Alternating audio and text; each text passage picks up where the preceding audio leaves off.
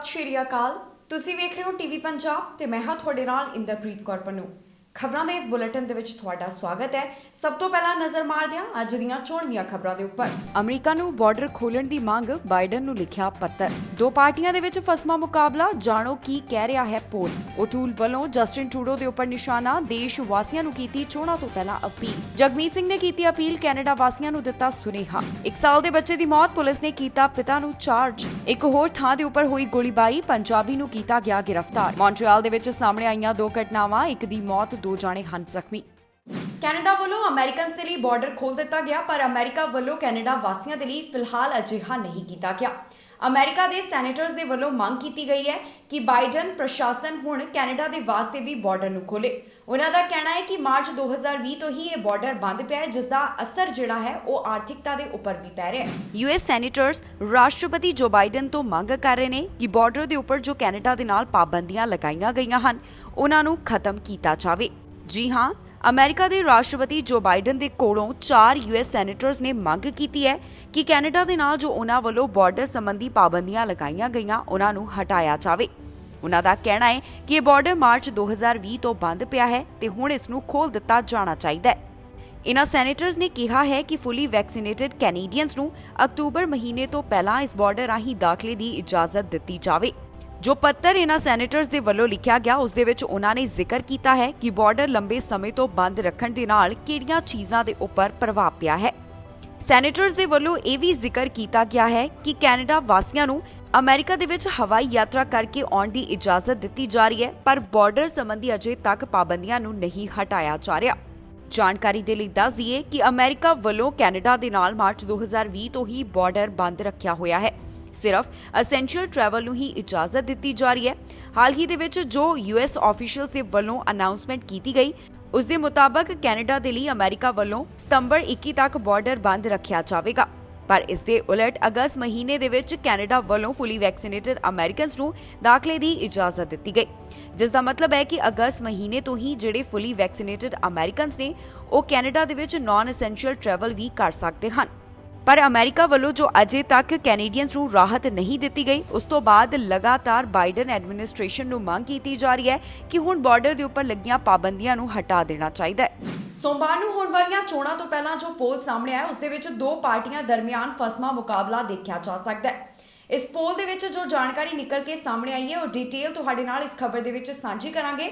ਦੱਸਾਂਗੇ ਤੁਹਾਨੂੰ ਕਿ ਮੌਜੂਦਾ ਕਿਸ ਪਾਰਟੀ ਨੂੰ ਕਿੰਨੀ ਸਪੋਰਟ ਮਿਲ ਰਹੀ ਹੈ। ਕੈਨੇਡਾ ਦੀਆਂ ਫੈਡਰਲ ਚੋਣਾਂ ਦੇ ਵਿੱਚ ਚਾਹੇ ਬਹੁਤਾ ਸਮਾਂ ਨਹੀਂ ਬਚਿਆ, ਪਰ ਫਿਰ ਵੀ ਪੋਲਸ ਦੇ ਵਿੱਚ ਦੋ ਪਾਰਟੀਆਂ ਦੇ ਦਰਮਿਆਨ ਫਸਮਾ ਮੁਕਾਬਲਾ ਦੇਖਿਆ ਜਾ ਰਿਹਾ ਹੈ। ਨੈਨੋਜ਼ ਰਿਸਰਚ ਦੇ ਵੱਲੋਂ ਸੀਟੀਵੀ ਨਿਊਜ਼ ਅਤੇ ਗਲੋਬਲ ਐਂਡ ਦ ਮੇਲ ਦੇ ਵਾਸਤੇ ਸਰਵੇ ਕਰਵਾਇਆ ਗਿਆ, ਜਿਸ ਦੇ ਵਿੱਚ ਪਤਾ ਚੱਲਿਆ ਕਿ ਕਿਸ ਪਾਰਟੀ ਨੂੰ ਮੌਜੂਦਾ ਸਮੇਂ ਕਿੰਨੀ ਸਪੋਰਟ ਮਿਲ ਰਹੀ ਹੈ। ਇਸ ਪੋਲ ਦੇ ਮੁਤਾਬਕ ਲਿਬਰਲ ਪਾਰਟੀ ਦੀ ਸਪੋਰਟ ਦੇ ਵਿੱਚ ਪਹਿਲਾਂ ਦੇ ਮੁਕਾਬਲੇ ਗਿਰਾਵਟ ਦਰਜ ਕੀਤੀ ਜਾ ਰਹੀ ਹੈ, ਜਿਸ ਦਾ ਮਤਲਬ ਹੈ ਕਿ ਲਿਬਰਲ ਪਾਰਟੀ ਨੂੰ ਜੋ ਪਹਿਲਾਂ 31.9% ਦੀ ਸਪੋਰਟ ਮਿਲ ਰਹੀ ਸੀ, ਉਹ ਹੁਣ 31.3% ਦੇ ਉੱਪਰ ਪਹੁੰਚ ਗਈ। ਇਸ ਦੇ ਨਾਲ ਹੀ ਕੰਜ਼ਰਵੇਟਿਵ ਪਾਰਟੀ ਨੂੰ ਜੋ ਪਹਿਲਾਂ 30.4% ਦੀ ਸਪੋਰਟ ਮਿਲ ਰਹੀ ਸੀ, ਉਹ ਹੁਣ 29.2% ਦੇ ਉੱਪਰ ਪਹੁੰਚ ਗਈ। ਐਨਡੀਪੀ ਨੂੰ ਪੋਲ ਦੇ ਮੁਤਾਬਕ 20.9% ਦੀ ਸਪੋਰਟ ਮਿਲ ਰਹੀ ਹੈ, ਜੋ ਕਿ ਪਹਿਲਾਂ ਦੇ ਮੁਕਾਬਲੇ ਵੱਧ ਦਰਜ ਕੀਤੀ ਗਈ। ਨੈਨੋਜ਼ ਰਿਸਰਚ ਦੇ ਇਸ ਪੋਲ ਦੇ ਮੁਤਾਬਕ ਬਲਾਕ ਕਿਊਬਿਕ ਨੂੰ 3.4% ਦੀ ਸਪੋਰਟ ਮਿਲ ਰਹੀ ਹੈ, ਜੋ ਕਿ ਪਹਿਲਾਂ 5.8% ਸੀ। ਗ੍ਰੀਨ ਪਾਰਟੀ ਨੂੰ ਪਹਿਲਾਂ 3.2% ਅਤੇ ਹੁਣ 3.9% ਦੀ ਸਪੋਰਟ ਮਿਲ ਰਹੀ ਹੈ। ਇਸ ਪੋਲ ਦੇ ਵਿੱਚ ਇਹ ਵੀ ਗੱਲ ਨਿਕਲ ਕੇ ਸਾਹਮਣੇ ਆਈ ਹੈ ਕਿ 8.6% ਕੈਨੇਡੀਅਨਸ ਅਜਿਹੇ ਹਨ ਜਿਨ੍ਹਾਂ ਵੱਲੋਂ ਅਜੇ ਕੋਈ ਵੀ ਫੈਸਲਾ ਨਹੀਂ ਕੀਤਾ ਗਿਆ। ਦੱਸ ਦਈਏ ਕਿ ਪ੍ਰਧਾਨ ਮੰਤਰੀ ਜਸਟਿਨ ਟਰੂਡੋ ਪ੍ਰਧਾਨ ਮੰਤਰੀ ਦੇ ਤੌਰ ਦੇ ਉੱਪਰ ਅਜੇ ਵੀ ਪਹਿਲੀ ਪਸੰਦ ਬਣੇ ਹੋਏ ਨੇ, ਜਿਸ ਦਾ ਮਤਲਬ ਹੈ ਕਿ ਪੋਲ ਦੇ ਮੁਤਾਬਕ 29.3% ਕੈਨੇਡੀਅਨਸ ਚਾਹੁੰਦੇ ਨੇ ਕਿ ਜਸਟਿਨ ਟਰੂਡੋ ਹੀ ਦੇਸ਼ ਦੇ ਅਗਲੇ ਪ੍ਰਧਾਨ ਮੰਤਰੀ ਬਣਨ, ਜਦਕਿ ਕੰਜ਼ਰਵੇਟਿਵ ਲੀਡਰ ਦੇ ਵਾਸਤੇ ਇਹ ਅੰਕੜਾ 25.5% ਅਤੇ ਜਗਮੀਤ ਸਿੰਘ ਦੇ ਵਾਸਤੇ 20.9% ਹੈ। ਜ਼ਿਕਰਯੋਗ ਹੈ ਕਿ ਸੋਮਵਾਰ ਨੂੰ ਫੈਡਰਲ ਚੋਣਾਂ ਹੋਣ ਜਾ ਰਹੀਆਂ ਨੇ। ਇਸ ਤੋਂ ਪਹਿਲਾਂ ਲੀਡਰਸ ਦੇਸ਼ ਵਾਸੀਆਂ ਦੇ ਨਾਲ ਕਈ ਵੱਡੇ ਵਾਅਦੇ ਕਰਦੇ ਹੋਏ ਦਿਖਾਈ ਦੇ ਰਹੇ ਨੇ। ਇਨ੍ਹਾਂ ਚੋਣਾਂ ਤੋਂ ਪਹਿਲਾਂ ਜੋ ਪੋਲ ਸਾਹਮਣੇ ਆ ਰਹੇ ਨੇ, ਇਸ ਦੇ ਵਿੱਚ ਵੀ ਦੋ ਪਾਰਟੀਆਂ ਫਸਵੇਂ ਮੁਕਾਬਲੇ ਦੇ ਵਿੱਚ ਮੰਨੀਆਂ ਜਾ ਰਹੀਆਂ ਨੇ। ਹੁਣ ਇਹ ਤਾਂ ਚੋਣਾਂ ਤੋਂ ਬਾਅਦ ਹੀ ਫੈਸਲਾ ਹੋਵੇਗਾ ਕਿ ਕੈਨੇਡਾ ਦੇ ਵਿੱਚ ਕਿਸ ਦੀ ਸਰਕਾਰ ਬਣਦੀ ਹੈ ਤੇ ਕੌਣ ਬਣਦਾ ਹੈ ਕੈਨੇਡਾ ਦਾ ਅਗਲਾ ਪ੍ਰਧਾਨ ਮੰਤਰੀ। ਅੱਜ ਆਪਣੇ ਚੋਣ ਪ੍ਰਚਾਰ ਦੌਰਾਨ ਕੰਜ਼ਰਵੇਟਿਵ ਪਾਰਟੀ ਦੇ ਲੀਡਰ ਇੱਕ ਵਾਰ ਫਿਰ ਤੋਂ ਲਿਬਰਲ ਲੀਡਰ ਜਸਟਿਨ ਟਰੂਡੋ ਨੂੰ ਘੇਰਦੇ ਹੋਏ ਨਜ਼ਰ ਆਏ ਨੇ। ਓਟੂਲ ਵੱਲੋਂ ਆਪਣੇ ਚੋਣ ਪ੍ਰਚਾਰ ਦੌਰਾਨ ਲਿਬਰਲ ਪਾਰਟੀ ਦੀਆਂ ਨੀਤੀਆਂ ਅਤੇ ਜੋ ਜਸਟਿਨ ਟਰੂਡੋ ਵੱਲੋਂ ਕੰਮ ਕੀਤੇ ਗਏ ਨੇ ਉਹਨਾਂ ਦਾ ਜ਼ਿਕਰ ਕੀਤਾ ਗਿਆ। ਨਿਸ਼ਾਨਾ ਸਾਧਿਆਂ ਉਹਨਾਂ ਨੇ ਕੀ ਕਿਹਾ, ਇਸ ਖਬਰ ਦੇ ਵਿੱਚ ਜਾਣਕਾਰੀ ਤੁਹਾਡੇ ਨਾਲ ਸਾਂਝੀ ਕਰਾਂਗੇ। ਸੋਮਵਾਰ ਨੂੰ ਫੈਡਰਲ ਚੋਣਾਂ ਹੋਣ ਜਾ ਰਹੀਆਂ ਨੇ। ਇਸ ਤੋਂ ਪਹਿਲਾਂ ਸਿਆਸੀ ਸਰਗਰਮੀਆਂ ਕਾਫੀ ਜ਼ਿਆਦਾ ਤੇਜ਼ ਹਨ। ਅਜਿਹੇ ਦੇ ਵਿੱਚ ਕੰਜ਼ਰਵੇਟਿਵ ਪਾਰਟੀ ਦੇ ਲੀਡਰ ਐਰੀਨ ਓਟੂਲ ਵੱਲੋਂ ਲਿਬਰਲ ਲੀਡਰ ਜਸਟਿਨ ਟਰੂਡੋ ਦੇ ਉੱਪਰ ਇੱਕ ਵਾਰ ਫਿਰ ਤੋਂ ਨਿਸ਼ਾਨਾ ਸਾਧਿਆ ਗਿਆ। ਆਪਣੇ ਚੋਣ ਪ੍ਰਚਾਰ ਦੌਰਾਨ ਉਹਨਾਂ ਵੱਲੋਂ ਕੈਨੇਡਾ ਦੇ ਵੱਖ-ਵੱਖ ਮੁੱਦਿਆਂ ਦਾ ਜ਼ਿਕਰ ਕੀਤਾ ਗਿਆ। ਉਹਨਾਂ ਦਾ ਕਹਿਣਾ ਹੈ ਕਿ ਆਪਣੇ ਚੋਣ ਪ੍ਰਚਾਰ ਦੌਰਾਨ ਉਹ ਕੈਨੇਡਾ ਦੇ ਵੱਖ-ਵੱਖ ਹਿੱਸਿਆਂ ਦੇ ਵਿੱਚ ਗਏ ਨੇ, ਜਿੱਥੇ ਉਹਨਾਂ ਵੱਲੋਂ ਲੋਕਾਂ ਦੇ ਨਾਲ ਮੁਲਾਕਾਤ ਕੀਤੀ ਗਈ। ਇਸ ਪ੍ਰਚਾਰ ਦੌਰਾਨ ਉਹਨਾਂ ਵੱਲੋਂ ਕੈਨੇਡਾ ਵਾਸੀਆਂ ਦੇ ਜਿਹੜੇ ਮੁੱਦੇ ਨੇ ਉਹਨਾਂ ਨੂੰ ਸੁਣਿਆ ਗਿਆ। ਐਰੀਨ ਓਟੂਲ ਦਾ ਕਹਿਣਾ ਹੈ ਕਿ ਕੈਨੇਡਾ ਵਾਸੀ ਨਹੀਂ ਚਾਹੁੰਦੇ ਕਿ ਜੋ ਪਹਿਲਾਂ ਤੋਂ ਹੁੰਦਾ ਆ ਰਿਹਾ ਹੈ ਉਹੀ ਅੱਗੇ ਵੀ ਹੁੰਦਾ ਰਹੇ। ਐਰੀਨ ਓਟੂਲ ਦਾ ਕਹਿਣਾ ਹੈ ਕਿ ਕੈਨੇਡਾ ਵਾਸੀ ਹੁਣ ਬਦਲਾਵ ਚਾਹੁੰਦੇ ਨੇ। ਇਸ ਦੇ ਨਾਲ ਹੀ ਉਹਨਾਂ ਵੱਲੋਂ ਇੱਕ ਵਾਰ ਫਿਰ ਤੋਂ ਜ਼ਿਕਰ ਕੀਤਾ ਗਿਆ ਕਿ ਪੈਂਡੈਮਿਕ ਦੇ ਦੌਰਾਨ ਪ੍ਰਧਾਨ ਮੰਤਰੀ ਜਸਟਿਨ ਟਰੂਡੋ ਵੱਲੋਂ ਚੋਣਾਂ ਕਾਲ ਕੀਤੀਆਂ ਗਈਆਂ ਤੇ ਇਸ ਸੰਬੰਧੀ ਉਹਨਾਂ ਨੂੰ ਰਿਵਾਰਡ ਨਹੀਂ ਕੀਤਾ ਜਾਣਾ ਚਾਹੀਦਾ। Too many Canadians are scared. Prices are out of control. Spending is out of control. Secure jobs are harder to come by. When they look to the future, they're not filled with hope. They're frightened. When they look to the future, they don't see an affordable home. They don't see a pension. They don't see security. They see only endless struggle. Not everyone can make a living on Zoom calls. It will never be acceptable to me that anyone in this country be left behind. Never. Fear isn't the only thing people are feeling. We see it out there. There's anger too. And much of it is justified. There are a lot of people in this country who are angry at Mr. Trudeau. He only wants to talk about the protesters because that suits him. But there are millions more he has let down. Decent, hard-working people who are struggling with higher prices. People who are tired of Justin Trudeau's pious lectures and his personal hypocrisy, especially when it comes to women. People who simply can't understand why the Prime Minister would call a $600 million unnecessary election in the middle of a pandemic. These Canadians don't spend their days on Twitter. They're not watching the parliamentary channel, and they're certainly not Ottawa insiders. But they're frustrated. 20 ਸਤੰਬਰ ਨੂੰ ਹੋਣ ਵਾਲੀਆਂ federal ਚੋਣਾਂ ਤੋਂ ਪਹਿਲਾਂ ਜਗਮੀਤ ਸਿੰਘ ਵੱਲੋਂ ਇੱਕ ਸੁਨੇਹਾ ਜਾਰੀ ਕੀਤਾ ਗਿਆ ਹੈ। ਐਨਡੀਪੀ ਲੀਡਰ ਜਗਮੀਤ ਸਿੰਘ ਵੱਲੋਂ ਆਪਣੇ ਸੋਸ਼ਲ ਮੀਡੀਆ ਪਲੇਟਫਾਰਮ ਦੇ ਉੱਪਰ ਇੱਕ ਵੀਡੀਓ ਜਾਰੀ ਕੀਤੀ ਗਈ, ਜਿਸ ਦੇ ਵਿੱਚ ਉਹਨਾਂ ਨੇ ਕੈਨੇਡਾ ਵਾਸੀਆਂ ਨੂੰ ਕਿਹਾ ਹੈ ਕਿ ਸੋਮਵਾਰ ਨੂੰ ਜਾ ਕੇ ਆਪਣੇ ਵੋਟ ਦੇ ਹੱਕ ਦਾ ਇਸਤੇਮਾਲ ਕੀਤਾ ਜਾਵੇ। ਸੋਮਵਾਰ ਨੂੰ ਕੈਨੇਡਾ ਦੇ ਵਿੱਚ ਫੈਡਰਲ ਚੋਣਾਂ ਹੋਣ ਜਾ ਰਹੀਆਂ ਨੇ। ਇਸ ਤੋਂ ਪਹਿਲਾਂ ਐਨਡੀਪੀ ਲੀਡਰ ਜਗਮੀਤ ਸਿੰਘ ਵੱਲੋਂ ਆਪਣੇ ਸੋਸ਼ਲ ਮੀਡੀਆ ਦੇ ਉੱਪਰ ਇੱਕ ਖਾਸ ਵੀਡੀਓ ਜਾਰੀ ਕੀਤੀ ਗਈ। ਇਸ ਵੀਡੀਓ ਦੇ ਵਿੱਚ ਉਹਨਾਂ ਵੱਲੋਂ ਕੈਨੇਡਾ ਵਾਸੀਆਂ ਨੂੰ ਅਪੀਲ ਕੀਤੀ ਗਈ। ਇਹ ਅਪੀਲ ਵੋਟਾਂ ਦੇ ਨਾਲ ਜੁੜੀ ਹੋਈ ਹੈ। ਜਗਮੀਤ ਸਿੰਘ ਵੱਲੋਂ ਇਸ ਵੀਡੀਓ ਦੇ ਵਿੱਚ ਕੈਨੇਡਾ ਵਾਸੀਆਂ ਨੂੰ ਕਿਹਾ ਗਿਆ ਹੈ ਕਿ ਉਹ ਆਪਣੀ ਵੋਟ ਦੇ ਹੱਕ ਦਾ ਇਸਤੇਮਾਲ ਜ਼ਰੂਰ ਕਰਨ ਅਤੇ 20 ਸਤੰਬਰ ਨੂੰ ਆਖਰੀ ਅਜਿਹਾ ਦਿਨ ਹੋਏਗਾ ਜਦੋਂ ਕੈਨੇਡਾ ਵਾਸੀ ਆਪਣੀ ਵੋਟ ਦੇ ਹੱਕ ਦਾ ਇਸਤੇਮਾਲ ਕਰ ਸਕਣਗੇ, ਜਿਸ ਦੇ ਬਾਰੇ ਜਗਮੀਤ ਸਿੰਘ ਇਸ ਵੀਡੀਓ ਦੇ ਵਿੱਚ ਜ਼ਿਕਰ ਕਰਦੇ ਹੋਏ ਨਜ਼ਰ ਆਏ ਨੇ। ਇਸ ਦੌਰਾਨ ਜਗਮੀਤ ਸਿੰਘ ਵੱਲੋਂ ਹੋਰ ਕੀ ਕਿਹਾ ਗਿਆ, ਆਓ ਤੁਹਾਨੂੰ ਸੁਣਾਉਂਦੇ ਹਾਂ। Friends, we are traveling across the country reminding people to vote. But there is no more powerful reminder than when it comes from a friend. So we're asking you, can you think of 3 people in your life, friends or family, that you can remind to go out and vote? The last day to vote is September 20th. If you need help on how to make a plan to vote, check out howuvote.ca. Make a plan, remind your friends, get out and vote. Waterloo regional police ਵੱਲੋਂ ਜਾਣਕਾਰੀ ਦਿੱਤੀ ਗਈ ਹੈ ਕਿ 1 ਸਾਲ ਦੇ ਬੱਚੇ ਦੀ ਮੌਤ ਹੋ ਗਈ। ਇਸ ਸੰਬੰਧੀ ਉਸਦੇ ਪਿਤਾ ਨੂੰ ਗ੍ਰਿਫਤਾਰ ਕੀਤਾ ਗਿਆ ਹੈ। ਵਾਟਰਲੂ ਤੋਂ ਇਹ ਜੋ ਮਾਮਲਾ ਸਾਹਮਣੇ ਆਇਆ, ਇਸ ਸੰਬੰਧੀ ਜੋ ਇੱਕ ਬੱਚੇ ਦੀ ਮੌਤ ਹੋਈ ਹੈ ਉਸ ਤੋਂ ਬਾਅਦ ਪਿਤਾ ਨੂੰ ਗ੍ਰਿਫਤਾਰ ਕਰਕੇ ਉਸ ਦੇ ਉੱਪਰ ਚਾਰਜ ਲਗਾਏ ਗਏ ਹਨ। ਵਾਟਰਲੂ ਰੀਜਨ ਤੋਂ ਇੱਕ ਅਜਿਹਾ ਮਾਮਲਾ ਸਾਹਮਣੇ ਆਇਆ ਜਿੱਥੇ ਪਿਤਾ ਨੂੰ ਉਸਦੇ ਬੱਚੇ ਦੀ ਮੌਤ ਸੰਬੰਧੀ ਚਾਰਜ ਕੀਤਾ ਗਿਆ।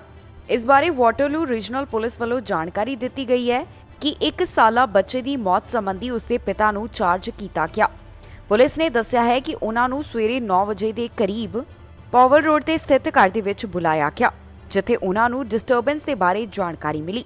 ਜਦੋਂ ਆਫੀਸਰਸ ਘਟਨਾ ਵਾਲੀ ਥਾਂ ਦੇ ਉੱਪਰ ਪਹੁੰਚੇ ਤਾਂ ਉਹਨਾਂ ਨੂੰ 1 ਸਾਲ ਦਾ ਮਰਿਆ ਹੋਇਆ ਬੱਚਾ ਮਿਲਿਆ।